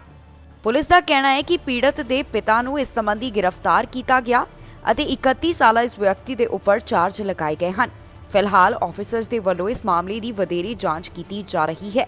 ਪੁਲਿਸ ਵੱਲੋਂ ਇਸ ਘਟਨਾ ਬਾਰੇ ਬਾਕੀ ਦੀ ਜਾਣਕਾਰੀ ਸਾਂਝੀ ਨਹੀਂ ਕੀਤੀ ਗਈ। ਉਹਨਾਂ ਦਾ ਕਹਿਣਾ ਹੈ ਕਿ ਬਾਕੀ ਜਾਂਚ ਕਰਨ ਤੋਂ ਬਾਅਦ ਹੀ ਅਪਡੇਟ ਦੱਸੀ ਜਾਵੇਗੀ। ਇਸ ਬਾਰੇ ਵਾਟਰਲੂ ਰੀਜਨਲ ਪੁਲਿਸ ਵੱਲੋਂ ਟਵਿੱਟਰ ਦੇ ਉੱਪਰ ਵੀ ਜਾਣਕਾਰੀ ਦਿੱਤੀ ਗਈ ਹੈ ਕਿ ਵਾਟਰਲੂ ਖੇਤਰ ਤੋਂ ਇੱਕ ਅਜਿਹਾ ਮਾਮਲਾ ਸਾਹਮਣੇ ਆਇਆ ਜਿੱਥੇ 1 ਸਾਲ ਦੇ ਬੱਚੇ ਦੀ ਮੌਤ ਹੋ ਗਈ ਅਤੇ ਇਸ ਸੰਬੰਧੀ ਉਸਦੇ ਪਿਤਾ ਨੂੰ ਗ੍ਰਿਫਤਾਰ ਕੀਤਾ ਗਿਆ ਅਤੇ ਚਾਰਜ ਲਗਾਏ ਗਏ ਹਨ। ਮਾਮਲਾ ਮਿਸੀਸਾਗਾ ਤੋਂ ਸਾਹਮਣੇ ਆਇਆ ਜਿੱਥੇ ਗੋਲੀਬਾਰੀ ਹੋਈ ਤੇ ਪੁਲਿਸ ਵੱਲੋਂ ਇਸ ਬਾਰੇ ਜਾਣਕਾਰੀ ਦਿੱਤੀ ਗਈ ਹੈ। ਪੁਲਿਸ ਦਾ ਕਹਿਣਾ ਹੈ ਕਿ ਇਸ ਸੰਬੰਧੀ ਪੰਜਾਬੀ ਨੌਜਵਾਨ ਨੂੰ ਗ੍ਰਿਫਤਾਰ ਕੀਤਾ ਗਿਆ ਜਿਸ ਦਾ ਨਾਮ ਵੀ ਉਹਨਾਂ ਨੇ ਜਨਤਕ ਕੀਤਾ ਹੈ। ਪੁਲਿਸ ਵੱਲੋਂ ਇਸ ਮਾਮਲੇ ਦੀ ਪੜਤਾਲ ਕੀਤੀ ਜਾ ਰਹੀ ਹੈ। ਬਾਕੀ ਉਹਨਾਂ ਨੇ ਕੀ ਜਾਣਕਾਰੀ ਦਿੱਤੀ ਦੱਸਾਂਗੇ ਇਸ ਖਬਰ ਦੇ ਵਿੱਚ। ਮਿਸੀਸਾਗਾ ਦੇ ਮਾਲਟਨ ਤੋਂ ਟ੍ਰਿਪਲ ਸ਼ੂਟਿੰਗ ਦਾ ਮਾਮਲਾ ਸਾਹਮਣੇ ਆਇਆ। ਇਸ ਦੇ ਵਿੱਚ ਇੱਕ ਵਿਅਕਤੀ ਦੀ ਮੌਤ ਹੋ ਗਈ। ਇਸ ਮਾਮਲੇ ਸੰਬੰਧੀ ਪੁਲਿਸ ਵੱਲੋਂ ਇੱਕ ਪੰਜਾਬੀ ਨੌਜਵਾਨ ਨੂੰ ਗ੍ਰਿਫਤਾਰ ਕੀਤਾ ਗਿਆ ਜੋ ਮਿਸੀਸਾਗਾ ਦੇ ਨਾਲ ਸੰਬੰਧਿਤ ਹੈ। ਪੁਲਿਸ ਵੱਲੋਂ ਗ੍ਰਿਫਤਾਰ ਕੀਤੇ ਹੋਏ ਪੰਜਾਬੀ ਦਾ ਨਾਮ ਜਸਤਰਨ ਸੰਧੂ ਦੱਸਿਆ ਗਿਆ ਜਿਸ ਦੇ ਉੱਪਰ ਫਰਸਟ ਡਿਗਰੀ ਮਰਡਰ ਚਾਰਜ ਲਗਾਏ ਗਏ। ਮਾਲਟਨ ਦੇ ਵਿੱਚ ਗੋਲੀਬਾਰੀ ਹੋਈ ਹੈ। ਇਸ ਦੌਰਾਨ ਇੱਕ ਜਾਣੇ ਦੀ ਮੌਤ ਹੋ ਗਈ ਅਤੇ 3 ਜਾਣੇ ਜ਼ਖਮੀ ਦੱਸੇ ਜਾ ਰਹੇ ਨੇ। ਪੁਲਿਸ ਵੱਲੋਂ ਜਾਣਕਾਰੀ ਸਾਂਝੀ ਕੀਤੀ ਗਈ ਹੈ ਜਿੱਥੇ ਉਹਨਾਂ ਨੇ ਦੱਸਿਆ ਕਿ ਮਿਸੀਸਾਗਾ ਦੇ ਮਾਲਟਨ ਏਰੀਆ ਦੇ ਵਿੱਚ ਗੋਲੀਬਾਰੀ ਹੋਈ। ਇਸ ਦੌਰਾਨ ਇੱਕ ਦੀ ਮੌਤ ਹੋ ਗਈ ਅਤੇ 3 ਜਾਣੇ ਜ਼ਖਮੀ ਹਨ। ਪੁਲਿਸ ਨੇ ਦੱਸਿਆ ਹੈ ਕਿ ਉਹਨਾਂ ਨੂੰ 8 ਵਜੇ ਦੇ ਕਰੀਬ 에ਅਰਪੋਰਟ ਅਤੇ ਡੈਰੀ ਰੋਡਸ ਦੇ ਨੇੜੇ ਹਲ ਸਟਰੀਟ ਦੇ ਉੱਪਰ ਬੁਲਾਇਆ ਗਿਆ ਜਿੱਥੇ ਉਹਨਾਂ ਨੂੰ ਗੋਲੀਆਂ ਚੱਲਣ ਦੇ ਬਾਰੇ ਜਾਣਕਾਰੀ ਸਾਂਝੀ ਕੀਤੀ ਗਈ। ਜਦੋਂ ਆਫੀਸਰਸ ਘਟਨਾ ਵਾਲੀ ਥਾਂ ਦੇ ਉੱਪਰ ਪਹੁੰਚੇ ਤਾਂ ਉਹਨਾਂ ਨੇ ਦੇਖਿਆ ਕਿ 2 ਪੀੜਤਾਂ ਨੂੰ ਗੋਲੀਆਂ ਲੱਗੀਆਂ ਹੋਈਆਂ ਸਨ ਅਤੇ ਇੱਕ ਜਾਣਾ ਗੰਭੀਰ ਹਾਲਤ ਦੇ ਵਿੱਚ ਪਾਇਆ ਗਿਆ। ਪੀੜਤਾਂ ਦੇ ਵਿੱਚੋਂ 2 ਜਾਣਿਆਂ ਨੂੰ ਟਰਾਮਾ ਸੈਂਟਰ ਦੇ ਵਿੱਚ ਲੈ ਕੇ ਜਾਇਆ ਗਿਆ ਅਤੇ ਇੱਕ ਨੂੰ ਹਸਪਤਾਲ ਦੇ ਵਿੱਚ ਭਰਤੀ ਕਰਵਾਇਆ ਗਿਆ। ਇਸ ਤੋਂ ਬਾਅਦ ਪੁਲਿਸ ਵੱਲੋਂ ਜਾਣਕਾਰੀ ਸਾਂਝੀ ਕੀਤੀ ਗਈ ਕਿ 21 ਸਾਲਾ ਨੌਜਵਾਨ ਜੋ ਕਿ ਬ੍ਰੈਂਪਟਨ ਦਾ ਰਹਿਣ ਵਾਲਾ ਹੈ ਉਸ ਦੀ ਹਸਪਤਾਲ ਦੇ ਵਿੱਚ ਮੌਤ ਹੋ ਗਈ। ਫਿਲਹਾਲ ਪੁਲਿਸ ਵੱਲੋਂ ਇਸ ਪੀੜਤ ਦਾ ਨਾਮ ਜਨਤਕ ਨਹੀਂ ਕੀਤਾ ਗਿਆ। ਪੁਲਿਸ ਵੱਲੋਂ ਜੋ ਹੁਣ ਤੱਕ ਜਾਣਕਾਰੀ ਸਾਂਝੀ ਕੀਤੀ ਗਈ ਹੈ ਉਸ ਦੇ ਮੁਤਾਬਕ 18 ਤੋਂ 20 ਸਾਲ ਦੇ ਨੌਜਵਾਨਾਂ ਦੀ ਆਪਸ ਦੇ ਵਿੱਚ ਲੜਾਈ ਹੋ ਗਈ। ਇਹਨਾਂ ਵਿੱਚੋਂ ਇੱਕ ਨੇ ਹਥਿਆਰ ਕੱਢ ਲਿਆ ਅਤੇ ਗੋਲੀਆਂ ਚਲਾਉਣੀਆਂ ਸ਼ੁਰੂ ਕਰ ਦਿੱਤੀਆਂ। ਹੁਣ ਤੱਕ ਪੁਲਿਸ ਵੱਲੋਂ ਇਸ ਸੰਬੰਧੀ ਇੱਕ ਵਿਅਕਤੀ ਨੂੰ ਗ੍ਰਿਫਤਾਰ ਕੀਤਾ ਗਿਆ ਹੈ ਅਤੇ ਉਸ ਦੇ ਚਾਰजेस ਵੀ ਲਗਾਏ ਗਏ ਨੇ। ਪੁਲਿਸ ਦਾ ਕਹਿਣਾ ਹੈ ਕਿ 18 ਸਾਲਾ ਜਸਤਰਨ ਸੰਧੂ ਨੂੰ ਗ੍ਰਿਫਤਾਰ ਕੀਤਾ ਗਿਆ ਜੋ ਕਿ ਮਿਸੀਸਾਗਾ ਦੇ ਨਾਲ ਸੰਬੰਧਿਤ ਹੈ। ਜਸਤਰਨ ਸੰਧੂ ਦੇ ਉੱਪਰ ਫਰਸਟ ਡਿਗਰੀ ਮਰਡਰ ਚਾਰजेस ਲਗਾਏ ਗਏ ਹਨ ਅਤੇ ਫਿਲਹਾਲ ਉਸ ਨੂੰ ਕਸਟਡੀ ਦੇ ਵਿੱਚ ਰੱਖਿਆ ਗਿਆ। ਫਿਲਹਾਲ ਪੁਲਿਸ ਵੱਲੋਂ ਇਸ ਸਾਰੇ ਮਾਮਲੇ ਦੀ ਪੜਤਾਲ ਕੀਤੀ ਜਾ ਰਹੀ ਹੈ ਤੇ ਉਹਨਾਂ ਦਾ ਕਹਿਣਾ ਹੈ ਕਿ ਜੇਕਰ ਕਿਸੇ ਨੂੰ ਇਸ ਬਾਰੇ ਕੋਈ ਜਾਣਕਾਰੀ ਹੋਵੇ ਤਾਂ ਉਹਨਾਂ ਦੇ ਨਾਲ ਸਾਂਝੀ ਕੀਤੀ ਜਾ ਸਕਦੀ ਹੈ। ਮੌਂਟਰੀਅਲ ਤੋਂ 2 ਘਟਨਾਵਾਂ ਸਾਹਮਣੇ ਆਈਆਂ ਜਿਸ ਦੇ ਬਾਰੇ ਪੁਲਿਸ ਨੇ ਜਾਣਕਾਰੀ ਦਿੱਤੀ ਹੈ। ਪੁਲਿਸ ਦਾ ਕਹਿਣਾ ਹੈ ਕਿ ਇਸ ਘਟਨਾ ਸੰਬੰਧੀ ਇੱਕ ਵਿਅਕਤੀ ਦੀ ਮੌਤ ਹੋ ਗਈ ਅਤੇ 2 ਜਾਣੇ ਜ਼ਖਮੀ ਹਨ। ਬਾਕੀ ਪੂਰੀ ਜਾਣਕਾਰੀ ਤੁਹਾਡੇ ਨਾਲ ਸਾਂਝੀ ਕਰਾਂਗੇ ਇਸ ਖਬਰ ਦੇ ਵਿੱਚ। ਮੌਂਟਰੀਅਲ ਤੋਂ 2 ਆਰਮਡ ਅਸੌਲਟ ਦੇ ਮਾਮਲੇ ਸਾਹਮਣੇ ਆਏ ਹਨ। ਇਸ ਦੇ ਵਿੱਚ ਇੱਕ ਵਿਅਕਤੀ ਦੀ ਮੌਤ ਅਤੇ 2 ਜਾਣੇ ਜ਼ਖਮੀ ਦੱਸੇ ਜਾ ਰਹੇ ਨੇ। ਜੋ ਮਾਮਲਾ ਡਾਊਨਟਾਊਨ ਤੋਂ ਸਾਹਮਣੇ ਆਇਆ ਉਸ ਦੇ ਬਾਰੇ ਪੁਲਿਸ ਵੱਲੋਂ ਜਾਣਕਾਰੀ ਦਿੱਤੀ ਗਈ ਹੈ ਕਿ ਮੌਂਟਰੀਅਲ ਪੁਲਿਸ ਨੂੰ 911 ਦੇ ਉੱਪਰ 1:45 ਦੇ ਕਰੀਬ ਕਾਲ ਆਈ। ਮੌਂਟਰੀਅਲ ਪੁਲਿਸ ਨੂੰ ਘਟਨਾ ਵਾਲੀ ਥਾਂ ਦੇ ਉੱਪਰ ਬੁਲਾਇਆ ਗਿਆ। ਜਦੋਂ ਆਫੀਸਰਸ ਮੌਕੇ ਵਾਲੀ ਥਾਂ ਦੇ ਉੱਪਰ ਪਹੁੰਚੇ ਤਾਂ ਉੱਥੇ ਉਹਨਾਂ ਨੂੰ 2 ਵਿਕਟਮਸ ਮਿਲੇ। ਇਹਨਾਂ ਦੋਹਾਂ ਦੇ ਉੱਪਰ ਚਾਕੂ ਦੀਆਂ ਸੱਟਾਂ ਦੇ ਨਿਸ਼ਾਨ ਸਨ। ਇੱਕ ਦੀ ਹਾਲਤ ਗੰਭੀਰ ਦੱਸੀ ਜਾ ਰਹੀ ਸੀ। ਇਹਨਾਂ 2 ਪੀੜਤਾਂ ਦੀ ਉਮਰ 20 ਅਤੇ 23 ਸਾਲ ਦੇ ਕਰੀਬ ਦੱਸੀ ਗਈ। ਪੁਲਿਸ ਦਾ ਕਹਿਣਾ ਹੈ ਕਿ ਇੱਥੇ 2 ਗਰੁੱਪ ਸਨ ਜਿਨ੍ਹਾਂ ਦਾ ਆਪਸ ਦੇ ਵਿੱਚ ਝਗੜਾ ਹੋ ਗਿਆ। ਫਿਲਹਾਲ ਪੁਲਿਸ ਨੂੰ ਇਹ ਤਾਂ ਨਹੀਂ ਪਤਾ ਕਿ ਇਹ ਝਗੜਾ ਕਿਉਂ ਵਾਪਰਿਆ, ਪਰ ਪੁਲਿਸ ਦਾ ਕਹਿਣਾ ਹੈ ਕਿ ਇੱਥੇ 3 ਜਾਂ ਫਿਰ 4 ਸਸਪੈਕਟ ਸਨ ਜਿਹੜੇ ਕਿ ਭੱਜ ਗਏ। ਇਸ ਦੌਰਾਨ 23 ਸਾਲਾ ਪੀੜਤ ਨੂੰ ਅਪਰ ਬੋਡੀ ਦੇ ਉੱਪਰ ਸੱਟਾਂ ਆਈਆਂ ਜਿਸ ਨੂੰ ਹਸਪਤਾਲ ਦੇ ਵਿੱਚ ਭਰਤੀ ਕਰਵਾਇਆ ਗਿਆ। ਇਸ ਦੀ ਹਾਲਤ ਗੰਭੀਰ ਦੱਸੀ ਜਾ ਰਹੀ ਸੀ ਅਤੇ ਪੁਲਿਸ ਵੱਲੋਂ ਬਾਅਦ ਦੇ ਵਿੱਚ ਜਾਣਕਾਰੀ ਦਿੱਤੀ ਗਈ ਕਿ ਉਸ ਦੀ ਹਸਪਤਾਲ ਦੇ ਵਿੱਚ ਮੌਤ ਹੋ ਗਈ। ਪੁਲਿਸ ਦਾ ਕਹਿਣਾ ਹੈ ਕਿ ਇਹ ਇਸ ਸ਼ਹਿਰ ਦਾ ਇਸ ਸਾਲ ਦਾ 21ਵਾਂ ਹੋਮਿਸਾਈਡ ਦਾ ਮਾਮਲਾ ਹੈ। ਇਸ ਦੇ ਨਾਲ ਹੀ ਜੋ ਦੂਸਰੇ ਪੀੜਤ ਵਿਅਕਤੀ ਨੂੰ ਹਸਪਤਾਲ ਦੇ ਵਿੱਚ ਭਰਤੀ ਕਰਵਾਇਆ ਗਿਆ ਉਸ ਦੀ ਹਾਲਤ ਸਥਿਰ ਦੱਸੀ ਜਾ ਰਹੀ ਹੈ। ਅਜਿਹਾ ਹੀ ਮਾਮਲਾ ਮਾਈਲ ਐਂਡ ਤੋਂ ਵੀ ਸਾਹਮਣੇ ਆਇਆ ਜਿੱਥੇ ਪੁਲਿਸ ਨੇ ਦੱਸਿਆ ਕਿ 2 ਜਾਣਿਆਂ ਦੀ ਆਪਸ ਦੇ ਵਿੱਚ ਬਹਿਸ ਹੋ ਗਈ ਅਤੇ ਬਾਅਦ ਦੇ ਵਿੱਚ ਇਹ ਮਾਮਲਾ ਵੱਧ ਗਿਆ। ਇਸ ਮਾਮਲੇ ਦੇ ਵਿੱਚ 19 ਸਾਲਾ ਲੜਕਾ ਜ਼ਖਮੀ ਹੋਇਆ ਜਿਸ ਨੂੰ ਅਪਰ ਬੋਡੀ ਦੇ ਉੱਪਰ ਕੁਝ ਸੱਟਾਂ ਆਈਆਂ। ਇਸ ਨੂੰ ਬਾਅਦ ਦੇ ਵਿੱਚ ਹਸਪਤਾਲ ਭਰਤੀ ਕਰਵਾਇਆ ਗਿਆ ਅਤੇ ਇਸ ਦੀ ਹਾਲਤ ਸਥਿਰ ਦੱਸੀ ਜਾ ਰਹੀ ਹੈ। ਫਿਲਹਾਲ ਪੁਲਿਸ ਵੱਲੋਂ ਇਸ ਮਾਮਲੇ ਦੀ ਪੜਤਾਲ ਕੀਤੀ ਜਾ ਰਹੀ ਹੈ। ਕੋਰੋਨਾ ਵਾਇਰਸ ਦਾ ਅਸਰ ਵੱਖ-ਵੱਖ ਨੌਕਰੀਆਂ ਦੇ ਉੱਪਰ ਵੀ ਦੇਖਣ ਨੂੰ ਮਿਲਿਆ, ਪਰ ਕਿਊਬਿਕ ਤੋਂ ਇੱਕ ਜਾਣਕਾਰੀ ਸਾਹਮਣੇ ਆਈ ਹੈ ਜਿਸ ਦੇ ਮੁਤਾਬਕ 15 ਅਜਿਹੇ ਕਾਰੋਬਾਰ ਨੇ ਜਿਨ੍ਹਾਂ ਦੀ ਕੋਰੋਨਾ ਵਾਇਰਸ ਦੇ ਦੌਰਾਨ ਵੀ ਕਾਫੀ ਜ਼ਿਆਦਾ ਮੰਗ ਰਹੀ ਹੈ। ਕਿਹੜੇ ਕਾਰੋਬਾਰ ਇਨ ਡਿਮਾਂਡ ਰਹੇ ਨੇ ਉਹਨਾਂ ਦੇ ਬਾਰੇ ਜਾਣਕਾਰੀ ਤੁਹਾਨੂੰ ਦੇਵਾਂਗੇ ਇਸ ਖਬਰ ਦੇ ਵਿੱਚ। ਕਿਊਬਿਕ ਤੋਂ ਇਹ ਜਾਣਕਾਰੀ ਸਾਹਮਣੇ ਆਈ ਹੈ ਜਿਸ ਦੇ ਵਿੱਚ ਪਤਾ ਚੱਲਿਆ ਹੈ ਕਿ ਕੋਵਿਡ-19 ਦੇ ਦੌਰਾਨ ਵੀ ਬਹੁਤ ਸਾਰੀਆਂ ਨੌਕਰੀਆਂ ਅਜਿਹੀਆਂ ਸਨ ਜਿਨ੍ਹਾਂ ਦੀ ਡਿਮਾਂਡ ਦੇਖੀ ਗਈ ਹੈ। ਕਿਊਬੈਕ ਦੇ ਵਿੱਚ 15 ਅਜਿਹੀਆਂ ਨੌਕਰੀਆਂ ਹਨ ਜਿਨ੍ਹਾਂ ਦੀ ਕੋਵਿਡ-19 ਦੇ ਸਮੇਂ ਦੌਰਾਨ ਵੀ ਕਾਫੀ ਜ਼ਿਆਦਾ ਡਿਮਾਂਡ ਰਹੀ। ਕੈਨੇਡਾ ਵੱਲੋਂ ਜੋ ਗਵਰਨਮੈਂਟ ਸਟੱਡੀ ਜਾਰੀ ਕੀਤੀ ਗਈ ਹੈ ਉਸ ਦੇ ਵਿੱਚ ਇਸ ਬਾਰੇ ਜਾਣਕਾਰੀ ਨਿਕਲ ਕੇ ਸਾਹਮਣੇ ਆਈ। ਵੈਸੇ ਤਾਂ ਬਹੁਤ ਸਾਰੀਆਂ ਨੌਕਰੀਆਂ ਦੇ ਉੱਪਰ ਕਰੋਨਾ ਵਾਇਰਸ ਦਾ ਮਾੜਾ ਪ੍ਰਭਾਵ ਪਿਆ, ਪਰ ਫਿਰ ਵੀ ਇਸ ਦੇ ਉਲਟ ਕਈ ਅਜਿਹੀਆਂ ਨੌਕਰੀਆਂ ਹਨ ਜਿਨ੍ਹਾਂ ਦੀ ਡਿਮਾਂਡ ਕਰੋਨਾ ਵਾਇਰਸ ਪੈਂਡੇਮਿਕ ਦੇ ਦੌਰਾਨ ਵੀ ਕਾਫੀ ਜ਼ਿਆਦਾ ਰਹੀ। ਖਾਸ ਤੌਰ ਤੇ ਉੱਪਰ ਇਸ ਦੇ ਵਿੱਚ ਰੀਟੇਲ ਸੇਲਸ ਪਰਸਨ, ਕੁੱਕ ਅਤੇ ਹੋਰ ਕਈ ਨੌਕਰੀਆਂ ਸ਼ਾਮਿਲ ਹਨ। ਕਿਊਬੈਕ ਦੇ ਵਿੱਚ ਜਿਹੜੀਆਂ ਨੌਕਰੀਆਂ ਦੀ ਜ਼ਿਆਦਾ ਡਿਮਾਂਡ ਰਹੀ ਉਹ ਕੁਝ ਇਸ ਤਰ੍ਹਾਂ ਹਨ: information systems analyst and consultants, delivery and courier service drivers, store shelf stocker, clerks ਅਤੇ other filters, supervisor, supply chain, tracking and scheduling, coordination occupations, secondary school teachers, computer programmers and interactive media developers, human resources professionals, upper sport technicians, financial auditors and accountants, financial managers, contractors and supervisors, mechanic trades, post-secondary teaching and research assistants, medical administrative assistants, accounting and related clerks, ਅਤੇ ਇਸ ਦੇ ਨਾਲ ਹੀ pharmacist। ਇਹ तमाम ਅਜਿਹੇ ਕਾਰੋਬਾਰ ਹਨ ਜਿਨ੍ਹਾਂ ਦੀ ਕੋਰੋਨਾ ਵਾਇਰਸ ਦੌਰਾਨ ਵੀ ਕਾਫੀ ਜ਼ਿਆਦਾ ਮੰਗ ਰਹੀ ਹੈ। ਮਾਮਲਾ ਬ੍ਰਿਟਿਸ਼ ਕੋਲੰਬੀਆ ਤੋਂ ਸਾਹਮਣੇ ਆਇਆ, ਜਿੱਥੇ ਸੋਮਵਾਰ ਨੂੰ ਕੁਝ ਸਕੂਲਾਂ ਨੂੰ ਲਾਕਡਾਊਨ ਦਾ ਸਾਹਮਣਾ ਕਰਨਾ ਪਵੇਗਾ। ਸਕੂਲ ਡਿਸਟ੍ਰਿਕਟ ਦੇ ਵੱਲੋਂ ਇਸ ਸੰਬੰਧੀ ਮਾਂ-ਬਾਪ ਨੂੰ ਪੱਤਰ ਲਿਖਿਆ ਗਿਆ। ਇੱਥੇ ਕੁਝ ਪ੍ਰਦਰਸ਼ਨਕਾਰੀ ਆ ਗਏ ਸਨ ਜਿਨ੍ਹਾਂ ਵੱਲੋਂ ਪ੍ਰਿੰਸੀਪਲ ਦੇ ਨਾਲ ਗੱਲ ਕਰਨ ਦੀ ਮੰਗ ਕੀਤੀ ਜਾ ਰਹੀ ਸੀ ਤਾਂ ਕਿ ਉਹਨਾਂ ਦੇ ਜਿਹੜੇ ਵੈਕਸੀਨੇਸ਼ਨ ਦੇ ਨਾਲ ਜੁੜੇ ਹੋਏ ਸਵਾਲ ਨੇ ਉਹਨਾਂ ਦਾ ਜਵਾਬ ਮਿਲ ਸਕੇ, ਜਿਸ ਤੋਂ ਬਾਅਦ ਹੁਣ ਸਕੂਲ ਨੇ ਕਿਹਾ ਹੈ ਕਿ ਸੋਮਵਾਰ ਨੂੰ ਇੱਥੇ ਲਾਕਡਾਊਨ ਲਗਾਇਆ ਜਾਵੇਗਾ। ਬ੍ਰਿਟਿਸ਼ ਕੋਲੰਬੀਆ ਸਦਰਨ ਇੰਟੀਰੀਅਰ ਦੇ ਸਕੂਲ ਡਿਸਟ੍ਰਿਕਟ ਵੱਲੋਂ ਜਾਣਕਾਰੀ ਦਿੱਤੀ ਗਈ ਹੈ ਕਿ ਸੋਮਵਾਰ ਨੂੰ ਇਸ ਜ਼ੋਨ ਦੇ ਸਾਰੇ ਸਕੂਲਾਂ ਨੂੰ ਲਾਕਡਾਊਨ ਦਾ ਸਾਹਮਣਾ ਕਰਨਾ ਪਵੇਗਾ। ਉਹ ਇਸ ਕਰਕੇ ਕਿਉਂਕਿ ਕੋਵਿਡ-19 ਵੈਕਸੀਨ ਪ੍ਰੋਟੈਸਟਰਸ 3 ਸਕੂਲਾਂ ਦੇ ਵਿੱਚ ਦਾਖਲ ਹੋ ਗਏ। ਸਕੂਲ ਡਿਸਟ੍ਰਿਕਟ 83 ਵੱਲੋਂ ਜਾਣਕਾਰੀ ਦਿੱਤੀ ਗਈ ਕਿ ਪ੍ਰਦਰਸ਼ਨਕਾਰੀ ਕਈ ਸਕੂਲਾਂ ਦੇ ਵਿੱਚ ਦਾਖਲ ਹੋ ਗਏ ਤਾਂ ਕਿ ਇੱਥੋਂ ਦੇ ਪ੍ਰਿੰਸੀਪਲ ਦੇ ਨਾਲ ਗੱਲ ਕਰ ਸਕਣ। ਜਾਣਕਾਰੀ ਦੇ ਮੁਤਾਬਕ ਬੁੱਧਵਾਰ ਨੂੰ 15 ਦੇ ਕਰੀਬ ਵਿਅਕਤੀਆਂ ਨੂੰ ਸਕੂਲ ਡਿਸਟ੍ਰਿਕਟ ਆਫਿਸ ਦੇ ਬਾਹਰ ਦੇਖਿਆ ਗਿਆ, ਜਿਹੜੇ ਚਾਹੁੰਦੇ ਸਨ ਕਿ ਸੁਪਰੀਡੈਂਡੈਂਟ ਦੇ ਨਾਲ ਗੱਲ ਹੋ ਸਕੇ। ਇਸ ਦੀ ਜਾਣਕਾਰੀ ਸਪੋਕਸਪਰਸਨ ਵੱਲੋਂ ਸਾਂਝੀ ਕੀਤੀ ਗਈ ਹੈ। ਇਸ ਤੋਂ ਬਾਅਦ ਇਹ ਡੈਮੋਨਸਟ੍ਰੇਟਰਸ ਪੌਪ-ਅਪ ਵੈਕਸੀਨੇਸ਼ਨ ਕਲੀਨਿਕ ਦੇ ਸਮੇਂ ਵਾਪਸ ਆਏ ਤੇ ਇੱਥੇ ਫਿਰ ਪੁਲਿਸ ਨੂੰ ਬੁਲਾਇਆ ਗਿਆ। ਇਸ ਮਾਮਲੇ ਦੀ ਜੋ ਵੀਡੀਓ ਸਾਹਮਣੇ ਆਈ, ਇਸ ਦੇ ਵਿੱਚ ਸ਼ਾਂਤੀਪੂਰਵਕ ਸੀਨ ਦੇਖਿਆ ਜਾ ਸਕਦਾ ਹੈ। ਜੋ ਇੱਥੇ ਇਕੱਠੇ ਹੋਏ ਸਨ ਉਹਨਾਂ ਵੱਲੋਂ ਕਿਹਾ ਜਾ ਰਿਹਾ ਸੀ ਕਿ ਜੋ ਬੱਚਿਆਂ ਦੇ ਕੋਵਿਡ-19 ਵੈਕਸੀਨ ਲਗਵਾਉਣ ਸੰਬੰਧੀ ਉਹਨਾਂ ਦੇ ਸਵਾਲ ਨੇ ਉਹਨਾਂ ਦੇ ਜਵਾਬ ਦਿੱਤੇ ਜਾਣ। ਇਸ ਤੋਂ ਬਾਅਦ ਸ਼ੁੱਕਰਵਾਰ ਨੂੰ ਸਕੂਲ ਡਿਸਟ੍ਰਿਕਟ ਵੱਲੋਂ ਬੱਚਿਆਂ ਦੇ ਮਾਂ-ਬਾਪ ਨੂੰ ਲੈਟਰ ਭੇਜੇ ਗਏ, ਜਿਸ ਦੇ ਵਿੱਚ ਉਹਨਾਂ ਨੂੰ ਦੱਸਿਆ ਗਿਆ ਹੈ ਕਿ ਸੋਮਵਾਰ ਨੂੰ ਸਕੂਲ ਦੇ ਵਿੱਚ ਲਾਕਡਾਊਨ ਲੱਗਣ ਜਾ ਰਿਹਾ ਹੈ। ਸਕੂਲ ਦੇ ਬਾਹਰੀ ਦਰਵਾਜ਼ਿਆਂ ਨੂੰ ਲੌਕ ਕਰ ਦਿੱਤਾ ਜਾਵੇਗਾ ਤੇ ਜਿਹੜੇ ਅੰਦਰ ਦਾਖਲ ਹੋਣਾ ਚਾਹੁੰਦੇ ਨੇ ਉਹਨਾਂ ਨੂੰ ਫੋਨ ਦੇ ਉੱਪਰ ਅਪਾਇੰਟਮੈਂਟ ਲੈਣੀ ਹੋਵੇਗੀ। ਇਸ ਲੈਟਰ ਦੇ ਮੁਤਾਬਕ ਵਿਦਿਆਰਥੀ ਨਾ ਤੇ ਬਿਲਡਿੰਗ ਦੇ ਵਿੱਚ ਦਾਖਲ ਹੋ ਸਕਣਗੇ ਅਤੇ ਨਾ ਹੀ ਬਾਹਰ ਜਾ ਸਕਣਗੇ।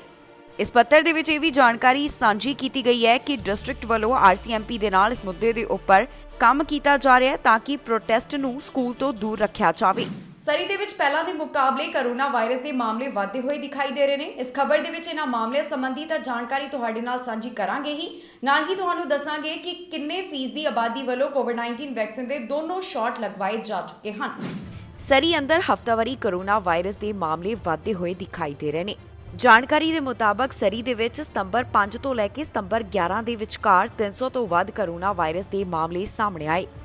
BCCDC ਵੱਲੋਂ ਜੋ ਜਾਣਕਾਰੀ ਸਾਂਝੀ ਕੀਤੀ ਗਈ ਹੈ ਉਸ ਦੇ ਮੁਤਾਬਕ ਸਤੰਬਰ 7 ਤੋਂ ਲੈ ਕੇ 13 ਦੇ ਵਿਚਕਾਰ ਨਾਰਥ ਸਰੀ ਤੋਂ 13, ਵੈਲੀ ਤੋਂ 8, ਗਿਲਫੋਰਡ ਤੋਂ 12, ਵੈਸਟ ਨਿਊਟਨ ਤੋਂ 6, ਈਸਟ ਨਿਊਟਨ ਤੋਂ 6, ਫਲੀਟਵੁੱਡ ਤੋਂ 7, ਕਲੋਵਰਡੇਲ ਤੋਂ 14, ਪੈਨਾਰੋਮਾ ਤੋਂ 7 ਅਤੇ ਸਾਊਥ ਸਰੀ ਤੋਂ 8 ਮਾਮਲੇ ਦਰਜ ਕੀਤੇ ਗਏ। ਇਸ ਦੇ ਨਾਲ ਹੀ ਸਤੰਬਰ 5 ਤੋਂ ਸਤੰਬਰ 11 ਦੇ ਦਰਮਿਆਨ ਬਰਨਵੀ ਤੋਂ 177, ਟ੍ਰਾਈ ਸਿਟੀਜ਼ ਤੋਂ 165, ਲੈਂਗਲੀ ਤੋਂ 162, ਐਪਸਫੋਰਡ ਤੋਂ 158, ਨਾਰਥ ਵੈਨਕੂਵਰ ਤੋਂ 92, ਮੇਪਲ ਰਿਜ ਤੋਂ 88, ਸਾਊਥ ਸਰੀ ਵਾਈਟ ਰੌਕ ਤੋਂ 68, ਮਿਸ਼ਨ ਤੋਂ 61, ਰਿਚਮੰਡ ਤੋਂ 56, ਨਿਊ ਵੈਸਟ ਮਿੰਸਟਰ ਤੋਂ 50, ਡੈਲਟਾ ਤੋਂ 44, ਵੈਸਟ ਵੈਨਕੂਵਰ ਤੋਂ 24 ਮਾਮਲੇ ਦਰਜ ਕੀਤੇ ਗਏ। ਇਸ ਦੇ ਨਾਲ ਹੀ ਸਤੰਬਰ 7 ਤੋਂ ਸਤੰਬਰ 13 ਵਿਚਕਾਰ ਟੈਸਟ ਪੋਜ਼ਿਟਿਵਿਟੀ ਰੇਟ ਦੇ ਬਾਰੇ ਵੀ ਜਾਣਕਾਰੀ ਸਾਹਮਣੇ ਆਈ ਹੈ।